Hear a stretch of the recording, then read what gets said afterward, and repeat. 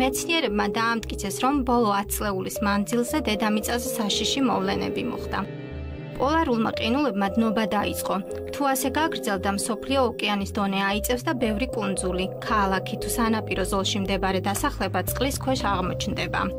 ცხოველებს, რომლებიც პოლუსებთან ახლოს ბინადრობენ, საცხოვრებელი გარემო მოესპობათ. მაგალითად, თეთრ დათვებს უკვე უჭირთ მყარი ყინულის მოძებნა, რაც მათ სიცოცხლეს უქმნის საფრთხეს. გახშირდა წყალდიდობები, წყალმოვარდნები, კლიმატის ცვლილებას თან ახლავს გვალვა, ხანგრძლივი სიცხე და სიცივე. მთელს მსოფლიოში მოიმატა ძლიერი ქარების და ქარიშხლების რიცხვა. დაჩქარდა გაუდაბნოების პროცესი. აფრიკის ზოგიერთ ქვეყანაში სულ უფრო სწრაფად მიმდინარეობს ტერიტორიების გაუდაბნოება, რაც იწვევს იქ არსებული მცენარეებისა და ცხოველების გადაშენებას.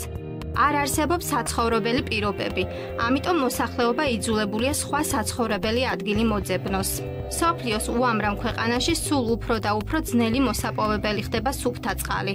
უწყლობა უამრავ პრობლემას უქმნის ადამიანებს, მათ შორისაა სხვადასხვა სახის დაავადებების გავრცელება. მთელს მსოფლიოში შეიმჩნევა ბიომრავალფეროვნების შემცირება. უკანასკნელი 100 წლის მანძილზე ბევრი სახეობა გადაშენდა, მრავალი სახეობა კი გადაშენების პირასაა.